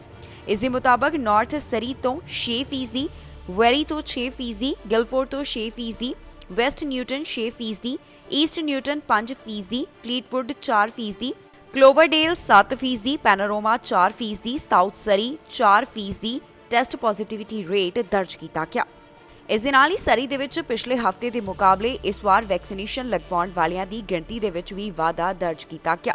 ਇਸ ਬਾਰੇ British Columbia Centre for Disease Controls ਦੇ ਰੀਜਨਲ ਸਰਵੇਲੈਂਸ ਡੈਸ਼ਬੋਰਡ ਤੋਂ ਜਾਣਕਾਰੀ ਸਾਹਮਣੇ ਆਈ ਹੈ, ਜਿਸ ਦੇ ਮੁਤਾਬਕ 12 ਸਾਲ ਅਤੇ ਇਸ ਤੋਂ ਵੱਧ ਉਮਰ ਵਾਲਿਆਂ ਵੱਲੋਂ ਸਤੰਬਰ 13 ਤੱਕ ਨਾਰਥ ਸਰੀ ਦੇ ਵਿੱਚ 77%, ਵੈਲੀ ਦੇ ਵਿੱਚ 81%, ਗਿਲਫੋਰਡ ਦੇ ਵਿੱਚ 78%, ਵੈਸਟ ਨਿਊਟਨ ਦੇ ਵਿੱਚ 82%, ਈਸਟ ਨਿਊਟਨ ਦੇ ਵਿੱਚ 82%, ਫਲੀਟਵੁੱਡ ਦੇ ਵਿੱਚ 83%, ਕਲੋਵਰਡੇਲ ਦੇ ਵਿੱਚ 81%, ਪੈਨਾਰੋਮਾ ਦੇ ਵਿੱਚ 84% ਅਤੇ ਸਾਊਥ ਸਰੀ ਦੇ ਵਿੱਚ 82% ਦੀ ਆਬਾਦੀ ਨੇ ਕੋਵਿਡ-19 ਵੈਕਸੀਨ ਡੋਜ਼ ਹਾਸਲ ਕੀਤੀਆਂ। ਇਸ ਦੇ ਨਾਲ ਹੀ 18 ਸਾਲ ਅਤੇ ਇਸ ਤੋਂ ਵੱਧ ਉਮਰ ਵਾਲਿਆਂ ਦੀ ਫੁੱਲ ਵੈਕਸੀਨੇਸ਼ਨ ਸੰਬੰਧੀ ਗਿਣਤੀ ਵੀ ਦੱਸੀ ਗਈ ਹੈ, ਜਿਸ ਦੇ ਮੁਤਾਬਕ ਨਾਰਥ ਸਰੀ ਦੇ ਵਿੱਚ 78%, ਵੈਲੀ ਦੇ ਵਿੱਚ 82%, ਗਿਲਫੋਰਡ ਦੇ ਵਿੱਚ 79%, ਵੈਸਟ ਨਿਊਟਨ ਦੇ ਵਿੱਚ 83%, ਈਸਟ ਨਿਊਟਨ ਦੇ ਵਿੱਚ 84%, ਫਲੀਟਵੁੱਡ ਦੇ ਵਿੱਚ 84%, ਕਲੋਵਰਡੇਲ ਦੇ ਵਿੱਚ 82%, ਪੈਨਾਰੋਮਾ ਦੇ ਵਿੱਚ 85% ਅਤੇ ਸਾਊਥ ਸਰੀ ਦੇ ਵਿੱਚ 83% ਦੀ ਆਬਾਦੀ ਨੇ ਕੋਵਿਡ-19 ਵੈਕਸੀਨ ਦੀਆਂ 2 ਡੋਜ਼ ਹਾਸਲ ਕੀਤੀਆਂ। ਸਰੀ ਦੇ ਵਿੱਚ 50 ਸਾਲ ਅਤੇ ਇਸ ਤੋਂ ਵੱਧ ਉਮਰ ਵਾਲੇ 87.2% ਦੀ ਆਬਾਦੀ ਫੁੱਲੀ ਵੈਕਸੀਨੇਟਡ ਹਨ। ਕੰਜ਼ਰਵੇਟਿਵ ਪਾਰਟੀ ਦੇ ਲੀਡਰ ਐਰੀਨੋ ਟੂਲ ਨੂੰ ਲਗਾਤਾਰ ਬਾਕੀ ਲੀਡਰ ਵੈਕਸੀਨੇਸ਼ਨ ਦੇ ਮੁੱਦੇ ਦੇ ਉੱਪਰ ਘੇਰਦੇ ਹੋਏ ਨਜ਼ਰ ਆ ਰਹੇ ਨੇ। ਹੁਣ ਤੱਕ ਓਟੂਲ ਦੇ ਵੱਲੋਂ ਅਜੇ ਸਪਸ਼ਟ ਨਹੀਂ ਦੱਸਿਆ ਗਿਆ ਕਿ ਜਿਹੜੇ ਉਹਨਾਂ ਦੇ ਉਮੀਦਵਾਰ ਚੋਣਾਂ ਦੇ ਵਿੱਚ ਜਿੱਤ ਹਾਸਲ ਕਰਨਗੇ ਉਹਨਾਂ ਦੇ ਲਈ ਕੋਵਿਡ-19 ਵੈਕਸੀਨ ਲਾਜ਼ਮੀ ਹੋਵੇਗੀ ਜਾਂ ਫਿਰ ਨਹੀਂ। ਵੈਕਸੀਨੇਸ਼ਨ ਦੇ ਮੁੱਦੇ ਨੂੰ ਲੈ ਕੇ ਲਗਾਤਾਰ ਕੰਜ਼ਰਵੇਟਿਵ ਪਾਰਟੀ ਦੇ ਲੀਡਰ ਐਰੀਨੋ ਟੂਲ ਨੂੰ ਘੇਰਿਆ ਜਾ ਰਿਹਾ ਹੈ। ਸੋਮਵਾਰ ਨੂੰ ਫੈਡਰਲ ਚੋਣਾਂ ਹੋਣ ਜਾ ਰਹੀਆਂ ਨੇ, ਪਰ ਇਸ ਤੋਂ ਪਹਿਲਾਂ ਵੀ ਕੰਜ਼ਰਵੇਟਿਵ ਪਾਰਟੀ ਦੇ ਲੀਡਰ ਵੱਲੋਂ ਅਜੇ ਤੱਕ ਇਹ ਸਪਸ਼ਟ ਨਹੀਂ ਕੀਤਾ ਗਿਆ ਕਿ ਉਹਨਾਂ ਦੇ ਪਾਰਟੀ ਦੇ ਜਿੱਤਣ ਵਾਲੇ ਮੈਂਬਰ ਪਾਰਲੀਮੈਂਟ ਦੇ ਵਾਸਤੇ ਵੈਕਸੀਨੇਸ਼ਨ ਜ਼ਰੂਰੀ ਹੋਵੇਗੀ ਜਾਂ ਫਿਰ ਨਹੀਂ, ਜਦਕਿ ਇਸ ਦੇ ਬਾਰੇ ਲਿਬਰਲਸ, ਐਨਡੀਪੀ ਅਤੇ ਬਲਾਕ ਕਿਬਿਕ ਦੇ ਵੱਲੋਂ ਪਹਿਲਾਂ ਹੀ ਸਪਸ਼ਟ ਕੀਤਾ ਜਾ ਚੁੱਕਿਆ ਹੈ। ਆਪਣੇ ਪੂਰੇ ਕੈਂਪੇਨ ਦੇ ਦੌਰਾਨ ਕੰਜ਼ਰਵੇਟਿਵ ਦੇ ਵੱਲੋਂ ਇਹ ਜਾਣਕਾਰੀ ਨਹੀਂ ਸਾਂਝੀ ਕੀਤੀ ਗਈ ਕਿ ਉਹਨਾਂ ਦੀ ਪਾਰਟੀ ਦੇ ਕਿੰਨੇ ਉਮੀਦਵਾਰ ਫੁੱਲੀ ਵੈਕਸੀਨੇਟਡ ਹਨ। ਇਸ ਤੋਂ ਪਹਿਲਾਂ ਲਿਬਰਲ ਪਾਰਟੀ ਦੇ ਲੀਡਰ ਜਸਟਿਨ ਟਰੂਡੋ ਵੱਲੋਂ ਐਲਾਨ ਕੀਤਾ ਜਾ ਚੁੱਕਿਆ ਹੈ ਕਿ ਉਹਨਾਂ ਵੱਲੋਂ ਕੋਵਿਡ-19 vaccine federal public service workers ਦੇ ਲਈ ਲਾਜ਼ਮੀ ਕੀਤੀ ਜਾਵੇਗੀ, ਜਦਕਿ ਕੈਂਪੇਨਿੰਗ ਦੇ ਦੌਰਾਨ ਲਗਾਤਾਰ ਕੰਜ਼ਰਵੇਟਿਵ ਪਾਰਟੀ ਵੱਲੋਂ ਇਹ ਜ਼ਿਕਰ ਕੀਤਾ ਗਿਆ ਕਿ ਜੇਕਰ ਉਹਨਾਂ ਦੀ ਕੈਨੇਡਾ ਦੇ ਵਿੱਚ ਸਰਕਾਰ ਬਣਦੀ ਹੈ ਤਾਂ ਉਹਨਾਂ ਵੱਲੋਂ ਜਿਹੜੇ ਯਾਤਰੀ ਕੋਵਿਡ-19 ਵੈਕਸੀਨ ਨਹੀਂ ਲਗਵਾਉਣਗੇ ਉਹਨਾਂ ਦੇ ਵਾਸਤੇ ਟੈਸਟਿੰਗ ਦਾ ਆਪਸ਼ਨ ਰੱਖਿਆ ਜਾਵੇਗਾ। ਇਸ ਦੇ ਨਾਲ ਹੀ ਉਹਨਾਂ ਵੱਲੋਂ ਕੈਨੇਡਾ ਦੇ ਵਿੱਚ 90% ਦੀ ਆਬਾਦੀ ਨੂੰ ਫੁੱਲੀ ਵੈਕਸੀਨੇਟਡ ਕਰਨ ਦੀ ਵੀ ਗੱਲ ਆਖੀ ਜਾਂਦੀ ਰਹੀ। ਦੱਸਣਯੋਗ ਹੈ ਕਿ ਇਸ ਤੋਂ ਪਹਿਲਾਂ ਕੰਜ਼ਰਵੇਟਿਵ ਪਾਰਟੀ ਦੇ ਲੀਡਰ ਐਰੀਨੋ ਟੂਲ ਵੱਲੋਂ ਕਿਹਾ ਗਿਆ ਸੀ ਕਿ ਜੇਕਰ ਕੈਨੇਡਾ ਅੰਦਰ ਉਹਨਾਂ ਦੀ ਸਰਕਾਰ ਬਣਦੀ ਹੈ ਤਾਂ ਉਹ ਫੁੱਲੀ ਵੈਕਸੀਨੇਟਡ ਨੂੰ ਸਿਹਤ ਮੰਤਰੀ ਬਣਾਉਣਗੇ। ਇਸ ਤੋਂ ਬਾਅਦ ਵੀ ਲਗਾਤਾਰ ਲੀਡਰ ਉਹਨਾਂ ਦੇ ਉੱਪਰ ਨਿਸ਼ਾਨਾ ਸਾਧਦੇ ਹੋਏ ਨਜ਼ਰ ਆਏ ਤੇ ਚੋਣ ਪ੍ਰਚਾਰ ਦੇ ਦੌਰਾਨ ਬਾਕੀ ਸਿਆਸੀ ਲੀਡਰਾਂ ਦੇ ਵੱਲੋਂ ਉਹਨਾਂ ਨੂੰ ਵੈਕਸੀਨੇਸ਼ਨ ਦੇ ਮੁੱਦੇ ਦੇ ਉੱਪਰ ਘੇਰਿਆ ਜਾਂਦਾ ਰਿਹਾ ਹੈ। ਇਸ ਸਭ ਤੋਂ ਬਾਅਦ ਵੀ ਕੰਜ਼ਰਵੇਟਿਵ ਪਾਰਟੀ ਵੱਲੋਂ ਸਪਸ਼ਟ ਨਹੀਂ ਕੀਤਾ ਗਿਆ ਕਿ ਉਹਨਾਂ ਦੇ ਉਮੀਦਵਾਰਾਂ ਦੇ ਵਾਸਤੇ ਕੋਵਿਡ-19 ਵੈਕਸੀਨ ਲਾਜ਼ਮੀ ਹੋਵੇਗੀ ਜਾਂ ਫਿਰ ਨਹੀਂ। ਮਿਸ਼ਨ ਤੋਂ ਲਿਬਰਲ ਪਾਰਟੀ ਦੀ ਉਮੀਦਵਾਰ ਗੀਤ ਗਰੇਵਾਲ ਨੂੰ ਵੱਡੀ ਸਪੋਰਟ ਮਿਲ ਰਹੀ ਹੈ। ਪਰਮੀਸ਼ ਵਰਮਾ ਦੇ ਨਾਲ ਹੋਰ ਵੀ ਕਈ ਪੰਜਾਬੀ ਇੰਡਸਟਰੀ ਦੇ ਕਲਾਕਾਰ ਲਗਾਤਾਰ ਉਹਨਾਂ ਦੇ ਵਾਸਤੇ ਪੋਸਟਾਂ ਸਾਂਝੀਆਂ ਕਰ ਰਹੇ ਨੇ ਤੇ ਕਿਹਾ ਜਾ ਰਿਹਾ ਹੈ ਕਿ ਸੋਮਵਾਰ ਨੂੰ ਉਹਨਾਂ ਨੂੰ ਵੋਟ ਪਾਈ ਜਾਵੇ। ਮਿਸ਼ਨ ਤੋਂ ਲਿਬਰਲ ਪਾਰਟੀ ਦੀ ਉਮੀਦਵਾਰ ਗੀਤ ਗਰੇਵਾਲ ਨੂੰ ਪੰਜਾਬੀ ਇੰਡਸਟਰੀ ਦੇ ਕਈ ਕਲਾਕਾਰ ਸਪੋਰਟ ਕਰਦੇ ਹੋਏ ਦਿਖਾਈ ਦੇ ਰਹੇ ਨੇ। ਸੋਮਵਾਰ ਨੂੰ ਹੋਣ ਵਾਲੀਆਂ ਫੈਡਰਲ ਚੋਣਾਂ ਤੋਂ ਪਹਿਲਾਂ ਕਈ ਪੰਜਾਬੀ ਕਲਾਕਾਰਾਂ ਦੇ ਵੱਲੋਂ ਸੋਸ਼ਲ ਮੀਡੀਆ ਦੇ ਉੱਪਰ ਗੀਤ ਗਰੇਵਾਲ ਦੇ ਲਈ ਪੋਸਟ ਸਾਂਝੀ ਕੀਤੀ ਗਈ ਹੈ ਅਤੇ ਉਹਨਾਂ ਨੂੰ ਇਹਨਾਂ ਚੋਣਾਂ ਦੇ ਵਾਸਤੇ ਸ਼ੁਭਕਾਮਨਾਵਾਂ ਦਿੱਤੀਆਂ ਗਈਆਂ। ਪੰਜਾਬੀ ਗਾਇਕ ਪਰਮੀਸ਼ ਵਰਮਾ ਵੱਲੋਂ ਵੀ ਆਪਣੀ ਮੰਗੇਤਰ ਦੇ ਵਾਸਤੇ ਸੋਸ਼ਲ ਮੀਡੀਆ ਦੇ ਉੱਪਰ ਲਗਾਤਾਰ ਪੋਸਟਾਂ ਸਾਂਝੀਆਂ ਕੀਤੀਆਂ ਜਾ ਰਹੀਆਂ ਨੇ। ਇਸ ਦੇ ਨਾਲ ਹੀ ਜੋ ਬਾਕੀ ਸਿੰਗਰ ਪੋਸਟਾਂ ਪਾ ਰਹੇ ਨੇ ਉਹਨਾਂ ਨੂੰ ਪਰਮੀਸ਼ ਵਰਮਾ ਰੀਸ਼ੇਅਰ ਵੀ ਕਰ ਰਹੇ ਨੇ। ਉਹਨਾਂ ਵੱਲੋਂ ਆਪਣੇ ਇੰਸਟਾਗ੍ਰਾਮ ਦੀ ਡੀਪੀ ਵੀ ਬਦਲ ਕੇ ਟੀਮ ਲਿਬਰਲ ਕਰ ਦਿੱਤੀ ਗਈ ਹੈ। ਇਸੇ ਦੇ ਨਾਲ ਪੰਜਾਬੀ ਗਾਇਕ ਗਿੱਪੀ ਗਰੇਵਾਲ ਦੀ ਵੀ ਪੋਸਟ ਸਾਹਮਣੇ ਆਈ ਹੈ, ਜਿਸ ਦੇ ਵਿੱਚ ਉਹਨਾਂ ਵੱਲੋਂ ਗੀਤ ਗਰੇਵਾਲ ਨੂੰ ਸ਼ੁਭਕਾਮਨਾਵਾਂ ਦਿੱਤੀਆਂ ਗਈਆਂ। ਉਹਨਾਂ ਵੱਲੋਂ ਗੀਤ ਗਰੇਵਾਲ ਦੀ ਤਸਵੀਰ ਸਾਂਝੀ ਕਰਦਿਆਂ ਲਿਖਿਆ ਗਿਆ ਕਿ ਮੇਰੀ ਛੋਟੀ ਭੈਣ ਨੂੰ ਸ਼ੁਭਕਾਮਨਾਵਾਂ, ਉਹਨਾਂ ਨੂੰ ਸਪੋਰਟ ਕਰਦੇ ਰਹੋ ਅਤੇ ਵੋਟ ਪਾਓ। ਇਸੇ ਦੇ ਨਾਲ ਹੀ ਸੁਖ ਸੰਗੇੜਾ ਵੱਲੋਂ ਵੀ ਗੀਤ ਗਰੇਵਾਲ ਦੇ ਲਈ ਪੋਸਟ ਸਾਂਝੀ ਕੀਤੀ ਗਈ ਹੈ। ਲਾਡੀ ਚਾਹਲ ਵੱਲੋਂ ਜੋ ਪੋਸਟ ਪਾਈ ਗਈ ਉਸ ਦੇ ਵਿੱਚ ਉਹਨਾਂ ਨੇ ਕਿਹਾ ਹੈ ਕਿ 20 ਸਤੰਬਰ ਨੂੰ ਹੋਣ ਵਾਲੀਆਂ ਚੋਣਾਂ ਦੌਰਾਨ ਉਹਨਾਂ ਦੀ ਭਾਬੀ ਨੂੰ ਵੋਟ ਜ਼ਰੂਰ ਪਾਓ। ਇਸੇ ਦੇ ਨਾਲ ਹੋਰ ਵੀ ਕਈ ਪੰਜਾਬੀ ਇੰਡਸਟਰੀ ਦੇ ਕਲਾਕਾਰ ਹਨ ਜਿਨ੍ਹਾਂ ਵੱਲੋਂ ਲਗਾਤਾਰ ਅਪੀਲ ਕੀਤੀ ਜਾ ਰਹੀ ਹੈ ਕਿ ਸੋਮਵਾਰ ਨੂੰ ਹੋਣ ਵਾਲੀਆਂ ਫੈਡਰਲ ਚੋਣਾਂ ਦੇ ਵਿੱਚ ਗੀਤ ਗਰੇਵਾਲ ਨੂੰ ਵੋਟ ਪਾਈ ਜਾਵੇ। ਦੱਸ ਦਈਏ ਕਿ ਪਰਮੀਸ਼ ਵਰਮਾ ਵੱਲੋਂ ਹਾਲ ਹੀ ਦੇ ਵਿੱਚ ਖੁਲਾਸਾ ਕੀਤਾ ਗਿਆ ਕਿ ਗੀਤ ਗਰੇਵਾਲ ਉਹਨਾਂ ਦੀ ਮੰਗੇਤਰ ਹੈ, ਜਿਸ ਤੋਂ ਬਾਅਦ ਲਗਾਤਾਰ ਇਸ ਗੱਲ ਨੂੰ ਲੈ ਕੇ ਚਰਚਾ ਸੋਸ਼ਲ ਮੀਡੀਆ ਦੇ ਉੱਪਰ ਵੀ ਛਿੜ ਗਈ ਤੇ ਹੁਣ ਪਰਮੀਸ਼ ਵਰਮਾ ਵੱਲੋਂ ਵੀ ਗੀਤ ਗਰੇਵਾਲ ਨੂੰ ਵੱਡੇ ਪੱਧਰ ਦੇ ਉੱਪਰ ਸਪੋਰਟ ਕੀਤਾ ਜਾ ਰਿਹਾ ਹੈ ਤੇ ਨਾਲ ਹੀ ਪੰਜਾਬੀ ਇੰਡਸਟਰੀ ਤੋਂ ਵੀ ਲਗਾਤਾਰ ਉਹਨਾਂ ਦੀ ਵਾਸਤੇ ਪੋਸਟਾਂ ਸਾਂਝੀਆਂ ਕੀਤੀਆਂ ਜਾ ਰਹੀਆਂ ਨੇ। ਕੈਨੇਡਾ ਦੇ ਕਿਸ ਸੂਬੇ ਤੋਂ ਕਿੰਨੇ ਕਰੋਨਾ ਵਾਇਰਸ ਦੇ ਮਾਮਲੇ ਸਾਹਮਣੇ ਆਏ, ਇਹਨਾਂ ਸੂਬਿਆਂ ਦੇ ਵਿੱਚ ਕਰੋਨਾ ਵਾਇਰਸ ਦੇ ਕੀ ਹਾਲਾਤ ਬਣੇ ਹੋਏ ਨੇ, ਦੱਸਾਂਗੇ ਜਾਣਕਾਰੀ ਇਸ ਖਬਰ ਦੇ ਵਿੱਚ। ਨਾਲ ਹੀ ਤੁਹਾਨੂੰ ਦੱਸਾਂਗੇ ਅਪਡੇਟ ਕਿ ਇਸ ਸਮੇਂ ਕੈਨੇਡਾ ਦੇ ਵਿੱਚ ਕੀ ਹੈ ਕਰੋਨਾ ਕੇਸਿਸ ਦਾ ਓਵਰਵਿਊ। ਓਨਟਾਰੀਓ ਤੋਂ 24 ਘੰਟਿਆਂ ਦੌਰਾਨ 821 ਕਰੋਨਾ ਦੇ ਮਾਮਲੇ ਸਾਹਮਣੇ ਆਏ ਅਤੇ ਹੁਣ ਤੱਕ 5,78,869 ਦੇ ਕਰੀਬ ਕੁੱਲ ਕਰੋਨਾ ਦੇ ਮਾਮਲੇ ਇੱਥੋਂ ਸਾਹਮਣੇ ਆ ਚੁੱਕੇ ਨੇ। 24 ਘੰਟਿਆਂ ਦੌਰਾਨ ਜੋ ਮਾਮਲੇ ਦਰਜ ਕੀਤੇ ਗਏ ਉਹਨਾਂ ਦੇ ਵਿੱਚ 621 ਜਿਹੜੇ ਫੁੱਲੀ ਵੈਕਸੀਨੇਟਡ ਨਹੀਂ ਸਨ ਅਤੇ 200 ਫੁੱਲੀ ਵੈਕਸੀਨੇਟਡ ਸ਼ਾਮਲ ਨੇ। ਪ੍ਰੋਵਿੰਸ ਦੇ ਵਿੱਚ ਹੁਣ ਤੱਕ ਕੁੱਲ 9,647 ਜਾਨਾਂ ਇਸ ਵਾਇਰਸ ਦੇ ਕਾਰਨ ਚਲੀਆਂ ਗਈਆਂ ਤੇ ਇਸ ਦੇ ਨਾਲ ਹੀ ਸੂਬੇ ਦੇ ਵਿੱਚ 5,62,827 ਰਿਕਵਰਡ ਮਾਮਲਿਆਂ ਦੀ ਗਿਣਤੀ ਹੈ।